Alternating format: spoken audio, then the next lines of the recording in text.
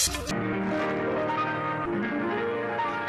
की छोटी सी कहानी से बारिशों के पानी से सारी बातें भर गई। इस कार्यक्रम में आज हमारे साथ हैं राइटर, प्रोड्यूसर और डायरेक्टर अतुल गर्ग। मेरी कहानी है बारिशों का पानी। इनसे बातचीत कर रहे हैं जी श्याम। श्रोताओं नमस्कार। आज विविध भारती के स्टूडियोज में एक लेखक हैं, एक निर्माता हैं, निर्देशक हैं और भी बहुत कुछ है, जाहिर है। चलिए उनके बारे में थोड़ा मैं आपको बता दूं। आप जो हैं देशभक्ति की भावना, क्रांतिकारी भावनाओं को जगाते इनके जो है आर्टिकल हुआ करते थे। निश्चित रूप से लेखक हैं तो जो विषय होते हैं वो सार्थक होने चाहिए, ऐसा इनका मानना रहा है। और एक टीवी पत्रकार के रूप में आपने देश के कई प्रतिष्ठित मीडिया संस्थानों में जो है योगदान दिया है। एक पत्र संपादक के रूप में भी आपने अपनी भूमिका निभाई है। फिर आपने महसूस किया कि फिल्मों के माध्यम से बड़े ही प्रभावी ढंग से और व्यापक रूप से एक पत्रकार के कार्य को, उसकी सोच को संपन्न किया जा सकता है, उसे फैलाया जा सकता है। टीवी के लिए इन्होंने भारत एक दर्शन धारावाहिक को प्रस्तुत भी किया और निर्देशित भी किया। कई दक्षिण भारतीय फिल्मों का निर्देशन किया, टीवी के विज्ञापन भी तैयार किए, हिंदी फिल्मों का भी निर्माण किया, उसका निर्देशन किया। ये सब बातें जो हैं आपका एक विशिष्ट परिचय देती हैं। साथ ही साथ इनके साथ ये भी है कि JNU से आपने पढ़ाई की, MPhil आपने किया हुआ है। और जहां तक फिल्मकारों की बात है तो मुकुल एस आनंद के साथ आपने पहल फिल्मी सफर की शुरुआत की। फिर आशुतोष गोवारिकर, राम गोपाल वर्मा जैसे निर्देशकों के साथ आपने काम किया। आप कह रहे होंगे कि कितना कुछ बता दिया, हमारे मेहमान हैं कहाँ? जी हाँ, हमारे मेहमान हमारे साथ आपके अपने विविध भारती के स्टूडियोज में हैं, जिनका नाम है अतुल गर्ग। जी हाँ, हो सकता है आपने इनकी फिल्में देखी और नहीं भी देखी तो आने वाले अतुल गर्ग।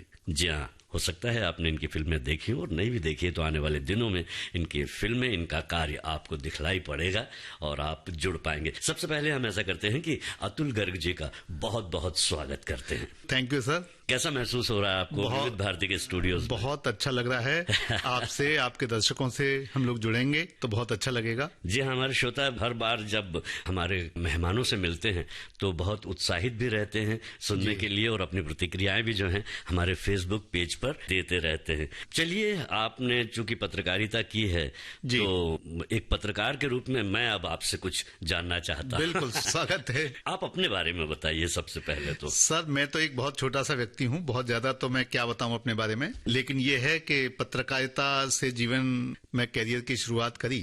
मैं एक चीज बताऊं आपको, जब मैं बहुत कम मेरी उम्र थी, 16-17 साल का था, तो मैंने एक अखबार का संपादन, बहुत कम मेरी उम्र थी, 16-17 साल का था, तो मैंने एक अखबार का संपादन किया था जिसका नाम जिंदा सवाल है। तो दमन, शोषण, अत्याचार के खिलाफ एक जिहाद हुआ करता था उसमें। जी हाँ, आपकी क्रांतिकारी सोच शुरू से रही है। उसकी टैगलाइन थी। तो ये जो सवाल हुआ करते थे वो किस तरह के हुआ करते थे? सवाल तो जिंदा होने चाहिए ना सर। हाँ, जैसे समाज के सवाल हमेशा हर युग में रहे हैं, हर समय मौजूद होते हैं, और उन सवालों से जो अपने आप को प्रबुद्ध कहते हैं, उनको, उन सवालों को से दो चार करना चाहिए, उनको उठाना चाहिए, उनके समाधान तलाशने चाहिए। और ये प्रक्रिया हमेशा होती रही है। आप चाहे किसी भी कालखंड को लें, जी, आज के समय को लें या प्राचीन समय को लें, हमेशा से उस समय के समकालीन सवालों को उठाने की कोशिश प्रबुद्ध जन करते हैं, उनका हल ढूंढने की कोशिश करते हैं। तो सवाल तो जिंदा ही होने चाहिए। तो ये जो प्रक्रिया है जो आपने अभी बतलाई, इस प्रक्रिया से जुड़ने के पीछे का कारण क्या रहा है? किन से आप इंस्पायर हुए हैं? प्रेरणा किससे आपने ली? कैसे आपको लगा कि जो सवाल हैं उन सवालों से जुड़े जो जिंदा होते हैं, या जिंदा जिन्हें करना चाहिए या जिन्हें जिंदा रहना चाहिए? सर, जिंदा चीजें जो है व्यक्ति को आंदोलित करती हैं, उद्वेलित करती हैं। जिस किसी के पास ये नजर होती है कि वो जिंदा चीजों से रूबरू हो पाते हैं या उनकी संवेदनाओं को महसूस कर पाते हैं, और ऐसे हजारों लोग हैं, बहुत बड़ी तादाद में ऐसे लोग हैं जो उन संवेदनाओं को पकड़ पाते हैं, और वो संवेदनाएं फिर उनके लिए जिंदा सवाल बन जाती हैं। क्या बात है। फिर वो ऐसे सवाल बन जाते हैं कि मैं तो कहूंगा कि वो जिंदगी और मौत का सवाल बन जाता है, जीवन मरण का प्रश्न जिसको कहना चाहिए सीधे शब्दों में, वो बन जाता है। लगता है कि अगर ये चीजें हल नहीं हुई जी। इन सवालों के जवाब नहीं खोजे गए, मुझे नहीं मिले, दुनिया को नहीं मिले, तो पता नहीं क्या हो जाएगा। क्या बात है। तो ये जिम्मेदारी जो है आपने महसूस की कि ऐसे सवालों से जुड़े, ऐसी बातों से जुड़े, ऐसी प्रक्रिया से जुड़े और ऐसा जो माहौल है उसके साथ जुड़े जिसमें तकलीफें तो हैं लेकिन उन्हें दूर करने के लिए भी कुछ ना कुछ कदम उठाए जा सकते हैं। और वो कदम अपने अपने लिहाज से, जैसे कि आप लिखने वाले रहे हैं, बोलने वाले रहे हैं, सोचने वाले रहे हैं, तो आपने पत्र पत्रिकाओं का जो है सहारा लिया, मीडिया का सहारा लिया और अपनी बात और अपने समाज की बात ज्यादा से ज्यादा लोगों तक पहुंचे, इसका आपने जिम्मा लिया। ये स्वतः होता है सर, कि मैं उसको ये नहीं कहूंगा कि मैंने जिम्मा लिया, अलग से नहीं लिया, अलग से जिम्मा नहीं लिया। ये एक बहुत सहज प्रक्रिया जिसको कह सकते हैं कि ये हर सोचने समझने वाले, हर जिंदा व्यक्ति जो कि जागरूक होता है, थोड़ा संवेदनशील होता है, तो उसके अंदर ये चीजें चलती हैं। और कुछ लोग इस चीज को अभिव्यक्त कर पाते हैं, कुछ लोग नहीं कर पाते हैं या किसी को मौका नहीं मिलता है।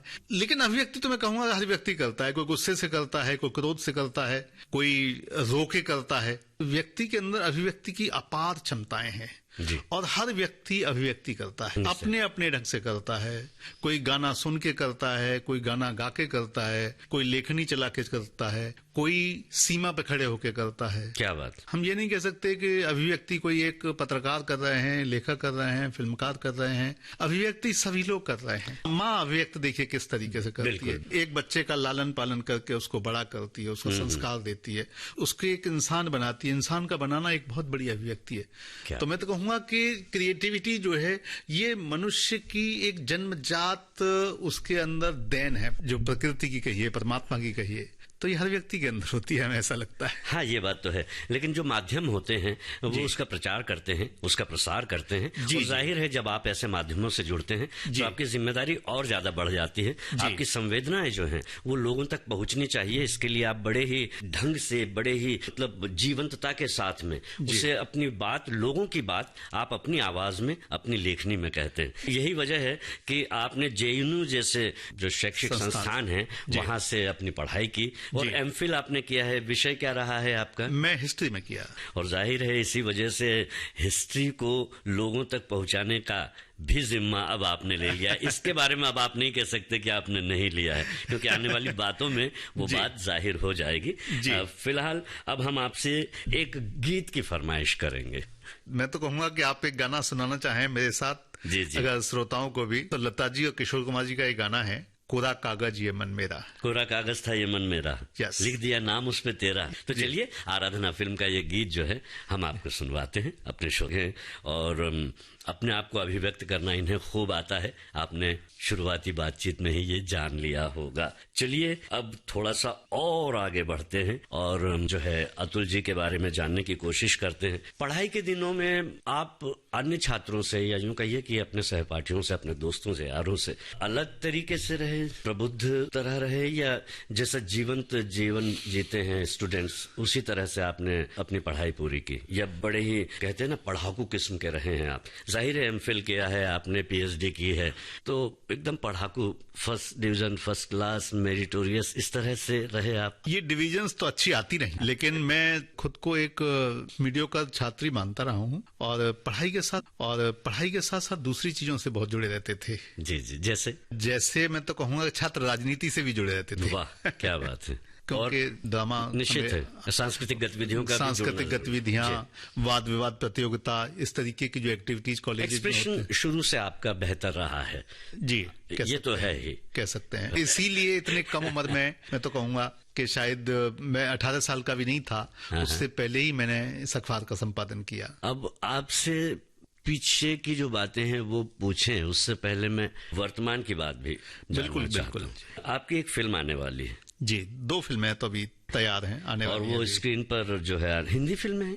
हिंदी फिल्म दोनों। पहली फिल्म के बारे में बताइए जिसको आप अभी पहला मान रहे हैं। पहला चोला फिल्म है। मतलब किस तरह का चोला? ओढ़कर उस तरह का चोला? जी, ओढ़ने वाला चोला। तो क्या है उसका सार? चोला थोड़ा सा इसको देखा जाए, चोला तो शरीर को भी चोला कहते हैं। हाँ जी, ये ओढ़ा ही हुआ है, आत्मा ने एक चोला ओढ़ा हुआ है। एक तो उस अर्थ में चोला को ले सकते हैं। हमने एक आडंबर का भी चोला बदला हुआ होता है। हाँ जी, हाँ। हमारा जो साधारण लिबास है उसको बदल के एक चोला पहन लेते हैं। हाँ। जो हमारा है नहीं, जो हमने एक चोला पहन लिया, तो वो फिर आडंबर में आ जाता है। जी। और आडंबर करने की क्या जरूरत है? उस कथानक का सार कह सकते हैं। चोला बदलने की क्या जरूरत है, आप जैसे हैं वैसे ही रहें जी। और जो काम करना है उस काम को करें। एक विशेष चोले का धारण करके आप उस काम को क्यों करते हैं, या उस चोले से आप क्या लाभ प्राप्त करना चाहते हैं या क्या लोगों को भ्रम में डालना चाहते हैं? हाँ वही है, भ्रम में डाल के क्या लाभ लेना चाहते हैं? तो ऐसा क्यों कर रहे हैं आप, ये एक प्रश्न है। ऐसा क्यों कर रहे हैं, इसकी आवश्यकता नहीं है। ये प्रश्न भी है, उसका जवाब भी है। उसका जवाब भी है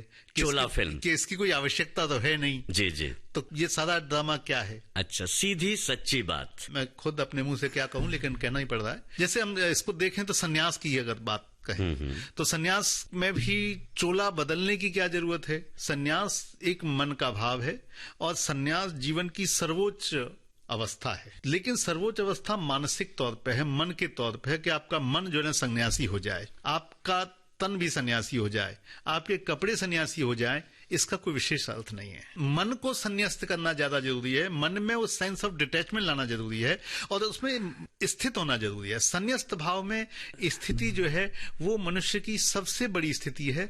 कपड़े बदल के जो लोग सन्यासी हो जाते हैं तो वो कोई बड़ी स्थिति एक दिखावा भर होता है। तो इस कहानी को आपने किस नजरिए से कहा होगा, किस अंदाज से कहा होगा और कैसा फिल्माया होगा, इसे देखने की इच्छा निश्चित रूप से हो रही है, क्योंकि बातों में तो अब सचमुच में हम खो गए थे वहीं पर कि ये जो सच है कि जब आप मन से अगर आप में विरक्ति का उस तरह का भाव नहीं आया है, डिटेचमेंट का, और आप ये दर्शाना चाह रहे हैं कि आप डिटेच्ड हैं, और चूंकि वो डिटेच जो लोग रहे हैं वो ये कपड़े पहना करते थे और आप उस कपड़े को पहनकर अपने आप को उनके बराबर समतुल्य बनाने की कोशिश कर रहे हैं। कोशिश कर रहे हैं, बता रहे हैं कि मैं भी वही डिटैच्ड हूं। तो डिटैचमेंट को बताने की जरूरत नहीं है। डिटैचमेंट बहुत एक इनर चीज है। जैसे राजा जनक के बारे में कहते हैं, उनको विदेही कहा जाता है कि वो जीवन का सारा काम करते थे लेकिन विदेह थे। वो उसी तरीके के कपड़े पहनते थे, सारी चीजों में सम्मिलित होते थे जो राजकाज की चीजें हैं, लेकिन उन्होंने कोई कपड़े चेंज नहीं किए थे। आवश्यकता ही नहीं हुई, उसकी आवश्यकता है ही नहीं। ये फिल्म ये कहना चाहती है कि उसकी आवश्यकता नहीं है। आपको वास्तविक तौर पे जीवन की सर्वोच्च अवस्था प्राप्त करने के लिए अपने अंदर विरक्ति का भाव लाने की आवश्यकता है, या उसको विरक्ति का भाव डेवलप करने की आवश्यकता है, जो कि बड़ी गहरी साधना से होता है। सामान्य चीज से वो भाव विकसित नहीं हो सकता। ये अपने आप में एक बहुत बड़ी साधना की एक ऊंची अवस्था है। और इस अवस्था को पाने के लिए आप सिर्फ आडंबर और दिखावा नहीं कर सकते। सिर्फ दिखावा और सिर्फ चोला बदलने की आवश्यकता नहीं है, उसमें स्थित होने की आवश्यकता है। ये फिल्म, चलिए हम उम्मीद करते हैं कि आपकी ये फिल्म जो है दर्शकों को खूब पसंद आएगी। एक गाना तो कबीर का है कि घूंघट के पट खोल तो है पिया मिलेंगे। वाह, गाने की चूंकि आपने बात कर दी है, तो ये फिल्म जब आएगी तो इस गाने को भी हमारे श्रोता साथी जो है देखेंगे, और आपकी फिल्म को भी, चूंकि आपने अपनी फिल्म के बारे में इतने प्यारे ढंग से और इतने आत्मीय ढंग से बताया है कि उसके साथ अब बोल सकते हैं हम कि हमारी इच्छा होने लगी है कि जल्दी फिल्म रिलीज हो। फिलहाल अब हम आपसे एक गीत की फरमाइश करेंगे। श्रोताओं को मुझे जो याद आ रहा है, एक गीत की फरमाइश करेंगे। श्रोताओं को मुझे जो याद आ रहा है, एक बागवान का एक गाना था उदित नारायण और अलका याग्निक की आवाज में, पहले कभी न मेरा हाल। तो हम ये गीत हम अपने श्रोताओं को भी सुना रहे हैं, हम आपको भी सुना रहे हैं, और मैं भी आपके साथ इस गीत को एंजॉय कर रहा हूँ। बहुत अच्छे। तो आप सभी का स्वागत है, अतुल गर्ग जी का स्वागत है। हमने चोला फिल्म की यहाँ बात की, आपने 2 फिल्में बताई हैं जो बिल्कुल तैयार हैं। ये तो एकदम लेटेस्ट है, अभी बस दोनों ही तैयार हैं बिल्कुल रिलीज के लिए, और ये पहुंच जाएंगे बहुत जल्द, जो है दर्शकों तक भी, सिनेमा घर में भी पहुंच जाएंगे। दूसरी फिल्म सर एक कश्मीर पे है जिसका नाम है कश्मीर, एक टैग लाइन है नीचे, एनिग्मा ऑफ पैराडाइज। कश्मीर जो है, स्वर्ग जो है, पहेली कैसे बन गई, क्योंकि कश्मीर सर एक पहेली है। जितना मैंने उसको समझने की कोशिश की है, तो कैसे सुलझाएंगे आप पर्दे पर उस पहेली को? ये फिल्म एक प्रयास है उस पहेली को समझने का और उस पहेली को सुलझाने का भी। किसी कहानी से जोड़कर होगी? ये फिक्शनल कहानी, हमने कश्मीर के 100 साल का इतिहास 1925 से लेके और आज तक की कहानी हम फिल्म में दिखा रहे हैं। फिक्शन और रियलिटी को मिक्स करके, ब्लेंड करके कहानी, बड़ी अच्छी कहानी तैयार की गई है और फिल्म रिलीज होने के लिए तैयार है। क्या बात है। कश्मीर से तो वैसे भी पूरे भारतवासियों का लगाव ऐसे भी है, बहुत वहाँ के नज़ारे, वहाँ का मौसम, वहाँ के लोग, और कश्मीर नाम ही अपने आप में खूबसूरती का प्रतीक है। और जाहिर है जब अपनी फिल्म का नाम ही कश्मीर दे दिया है तो आपकी फिल्म तो खूबसूरत होगी ही, साथ ही साथ कुछ संदेश भी लिए होगी, और वो संदेश लोगों तक बहुत जल्द पहुँचने वाला है, ऐसा आप कहना चाहते हैं? जी बिल्कुल, प्यार का संदेश है सर। जाहिर है ये कश्मीर ने हमेशा जो है जीवन को संदेश दिया है। मैं आपको बताऊं, कश्मीर जो है कहना चाहिए शारदा पीठ की तरह से रहा है। ज्ञान की गंगा कश्मीर से हमेशा बही है, प्राचीन काल से ऐसा रहा है। तो कश्मीर के अंदर वो, कश्मीर की मिट्टी में, कश्मीर के अंदर वो ताकत है मूल तौर पे कि उससे प्यार ही निकलेगा। तो ये फिल्म तो ये कहना चाहती है कि इससे किसी को भी डिरेल होने की जरूरत नहीं है। कुछ निहित स्वार्थ के लोग होते हैं, वो इस तरीके की दुष्प्रयास करते हैं, लेकिन जो मूल चीजें हैं धरती की या वहां के जनमानस की जो मूल भावनाएं हैं, जो वहां की मूल सोच है, वो कभी खत्म नहीं हो सकती। हमारे भारत की जो मूल सोच जो है, हमारे भारत कभी की सोच खत्म नहीं हो सकती। वो कभी खत्म नहीं हो सकती। वो शाश्वत है, जिसको कहना चाहिए सनातन, जिसको कहना चाहिए। बिल्कुल। तो वो कभी खत्म नहीं हो सकती। और ये चीज हमने वहां कश्मीर में महसूस की, शूटिंग के दौरान भी महसूस की, और उसी चीज को हम फिल्म में भी रेखांकित करने की कोशिश कर रहे हैं। और ये बड़े अच्छे से की होगी आपने। इतिहास के साथ साथ पौराणिकता के साथ भी बड़े अच्छे ढंग से जुड़े हुए हैं, अपनी भारतीयता के साथ, यहाँ की संस्कृति के साथ जुड़े हुए। आपसे बातचीत करते हुए पूरा हमें महसूस हो रहा है। और अपनी संस्कृति को बहुत ही अच्छे ढंग से आपने फिल्माया होगा, मैं ये पूरी उम्मीद करता हूँ। और कोशिश तो हमने की है सर। बिल्कुल। और हमारे जो श्रोता साथी हैं, दर्शक हैं, वो इसे पसंद भी करेंगे। और कहानी किस तरीके से आपने पिरोई है कश्मीर के साथ, वहाँ की वादियों के साथ, वहाँ की ठंडी जो फितरत है उसके साथ, बर्फ के साथ, और चीड़ और देवदार के पेड़ों के साथ। बिल्कुल। ये तो देखते ही बनेगा। कलाकारों के बारे में जिक्र करना चाहेंगे कि इसमें कौन से कलाकार हैं? मैं आपको बताऊं कि काफी सारे कलाकार जो काम कर रहे हैं। अभी जिन लोगों का शूट हुआ है उसमें दरशील सफारी, शायद आपने नाम सुना होगा। बिल्कुल, तारे जमीन पर। तारे जमीन पर जी जी जी। श्री राम गोपाल बजाज हैं, आरिफ जकारिया हैं, आकांक्षा पुरी हैं, अच्छा, रजनीश दुग्गल हैं, अध्ययन सुमन जी हैं, जी जी, प्रणीत भट्ट हैं। कैसा रहा वहाँ का माहौल? बहुत अच्छा रहा। शूटिंग एक लंबी लिस्ट है, जाहिर है बड़ी फिल्म है, 100 साल की कहानी कहने वाली फिल्म है। रजा मुराद साहब हैं, वाह, शरद मल्होत्रा हैं, लंबी लिस्ट है जी। इसलिए मैं सबका नाम तो सबके साथ, और खास करके दरशील सफारी, उनके साथ काम श्री राम गोपाल बजाज को शायद आप जानते हैं। बिल्कुल जानते हैं, एनएसटी में एनएसटी के डायरेक्टर रहे वो जी। वहाँ पर कलाकारों का कैसा रहा रवैया कह सकते हैं, या उन्होंने कैसा महसूस किया आपकी कहानी से, वो किस तरह से जुड़ पाए, और उन्होंने किस तरह से अपनी कला का प्रदर्शन किया और कहानी को पुख्ता बनाया? मैं एक चीज बताऊं श्याम जी आपको कि कश्मीर में जो मैंने शूट किया है फिल्म, श्रीनगर में किया, पहलगाम में मैंने शूट किया, पुलवामा में मैंने शूट किया, टंगमर्ग पे हमने शूट किया, कोकरनाग में मैंने शूट किया, और ऊंचाई पे है जहाँ कहते हैं कि बड़ी आतंकवादी गतिविधियां वहां होती हैं, वहां भी मैंने लंबे समय तक शूट किया है। और सबसे बड़ी बात जो है ना, वहां एक जगह है सिंथन टॉप। अच्छा। आज तक वहां मेरी जानकारी ऐसी है कि आज तक कोई फिल्म वहां शूट नहीं हुई, तो वहां भी हम लोगों ने शूट किया। वहां पहुंचना बड़ा मुश्किल था, और मैं तो जब शूट करने के लिए गया वहां, तो मैं तो बर्फ में फंस गया था। रात को वहां फंस गए थे, लेकिन आदमी ने हमारी बड़ी मदद करी। हम लोग वहां खड़े थे, अचानक बर्फ पड़ने लगी, हमें आइडिया नहीं था, और बर्फ इतनी ज्यादा हो गई कि हम बिल्कुल धंसने वाली स्थिति में आ गए। हमारी गाड़ी पूरी तरह से उसमें जाम हो गई, चारों तरफ से बर्फ उसमें भर गई।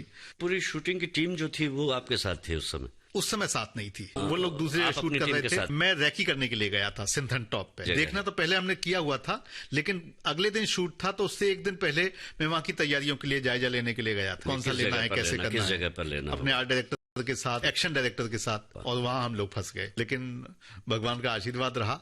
हाँ, आप एक अच्छे काम की ओर, मुहिम की ओर निकले हैं, तो जाहिर है कुछ बाधाएं तो आएंगी, लेकिन सफलता बिल्कुल आपके कदम चूमने के लिए तैयार है, और चूम भी रही है हल्के हल्के से। तो चलिए अब ऐसा करते हैं, एक और फिल्म का गीत हम चाहेंगे कि आप। मैं आपको बताऊं तो जब भी मैट का एक गाना आप सुनाइए सर। अरे वाह, क्या बात है, बहुत अच्छा। आओगे जब तुम सजना, बहुत अच्छा गाना है। हम आपको ये गीत सुनवाते हैं, अपने श्रोताओं को भी सुनवाते। श्रोताओं आपके लिए प्रस्तुत किया, उनकी खुद की पसंद का भी ये गीत है, और निश्चित रूप से अच्छा गीत है।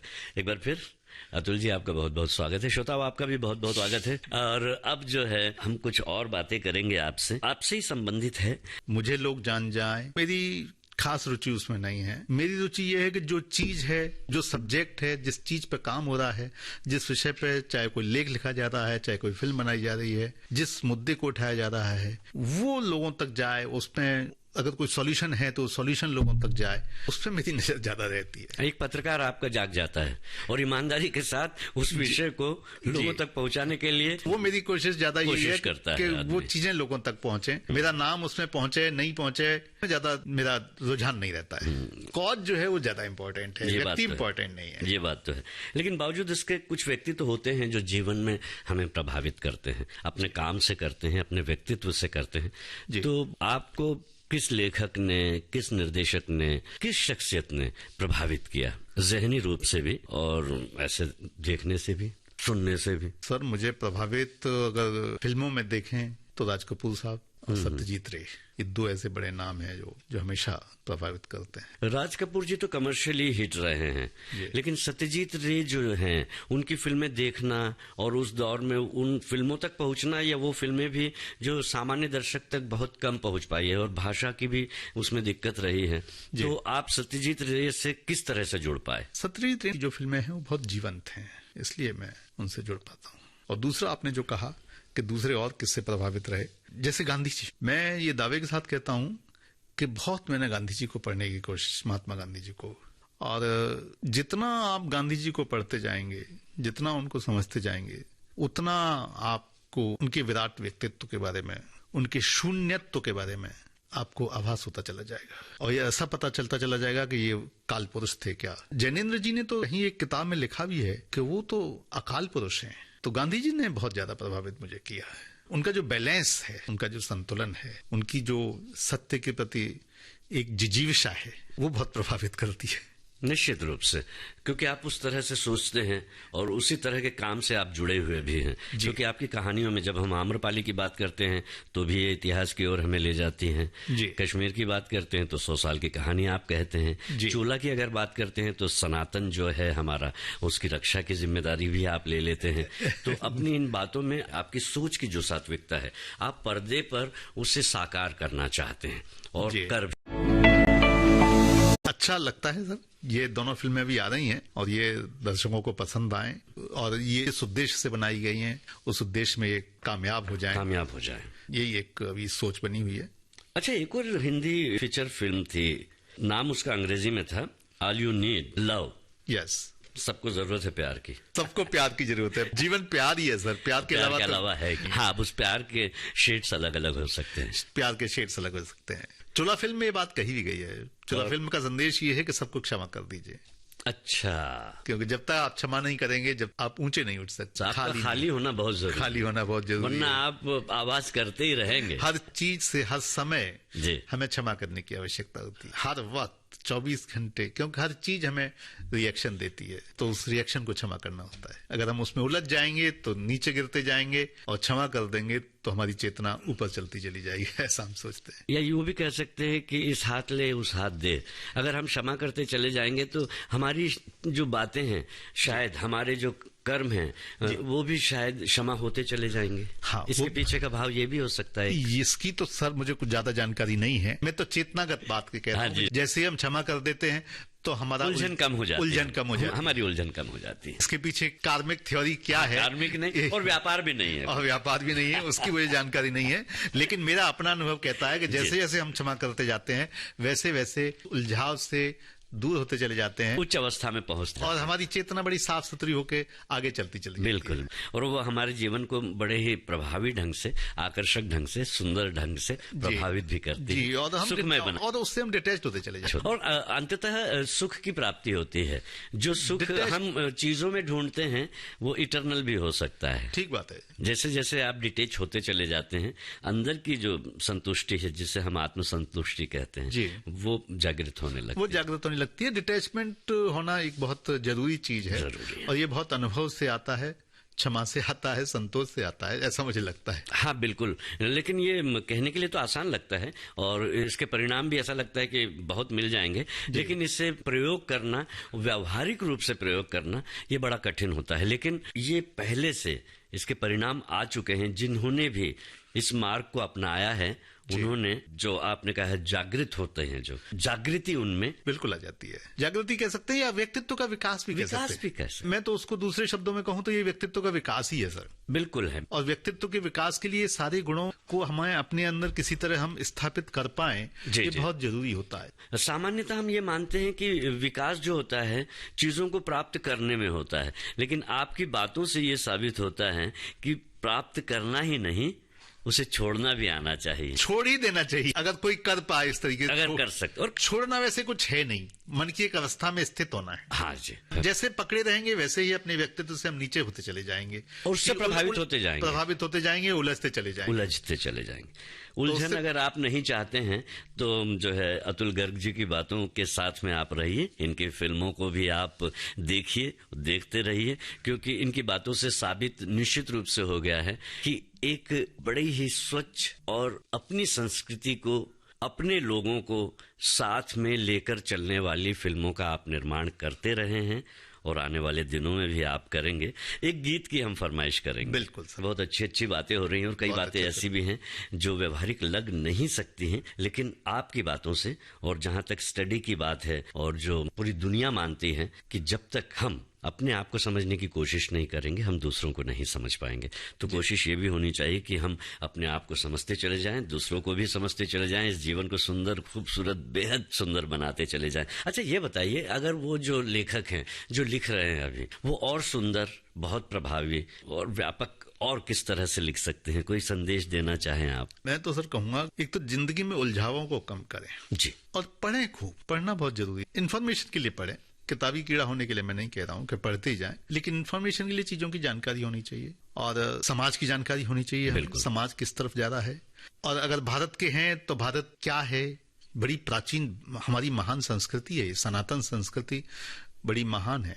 और ऐसा क्या था कि भारत की मेधा ने हमेशा स्पिरिचुअलिटी को, धर्म को में चली गई थी, सारी मेधा हमेशा उधर चली गई। जीवन के गहरे प्रश्नों के बारे में उन्होंने जानने की कोशिश की, मनुष्य को जानने की कोशिश। जैसे पश्चिम को हम देखें तो पश्चिम ने पदार्थ के बारे में बहुत ज्यादा काम किया और हमने चेतना के बारे में बहुत काम किया।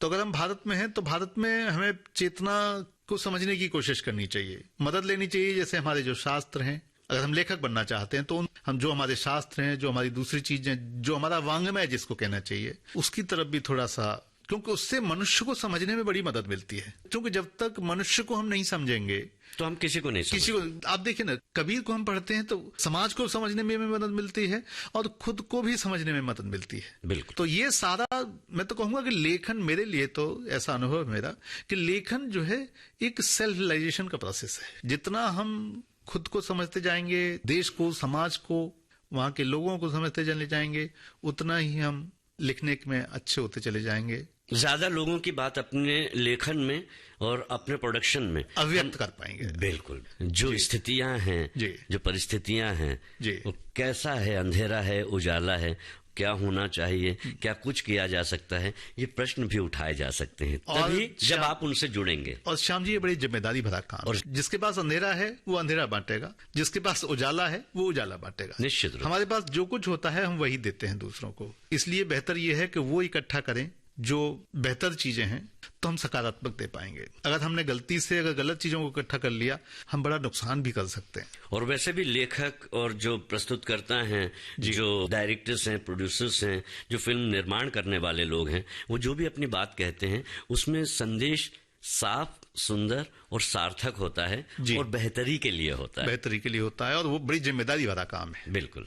क्योंकि हम समाज को कहाँ ले जाना चाहते हैं तो वो हमारी सोच उसमें परिलक्षित होती है और वो होनी चाहिए। वो होनी चाहिए। तो आपने हमारे साथ यहाँ पर इतनी बेहतरीन, इतनी अच्छी बातें की, इसके लिए हम आपको बहुत बहुत धन्यवाद। आपने मुझे मौका दिया अपने श्रोताओं से रूबरू होने का, आपको बहुत बहुत धन्यवाद। आकाशवाणी को बहुत बहुत धन्यवाद कि मुझे इस लायक समझा। विविध भारती पर आपने जो अच्छी बातें कही हैं, आने वाले जो आपके प्रोजेक्ट्स हैं और जो कुछ आप कर रहे हैं, उस काम को आप और द्रुत गति से करते चले जाएं, क्योंकि वो बड़े ही सार्थक भाव के साथ किए जा रहे हैं और सात्विक भाव के साथ वो आगे बढ़ रहे हैं। और आने वाले दिनों में बहुत कुछ अच्छा आपके जीवन में भी हो, आपके साथ जुड़े हुए प्रत्येक जन के साथ हो, ऐसी हम कामना भी करते हैं और आपको बहुत बहुत शुभकामनाएं देते हैं। अभी आपने आपने सुनी राइटर, प्रोड्यूसर और डायरेक्टर अतुल गर्ग से जी श्याम की ये बातचीत। तेरी मेरी प्रेम कहानी किताबों में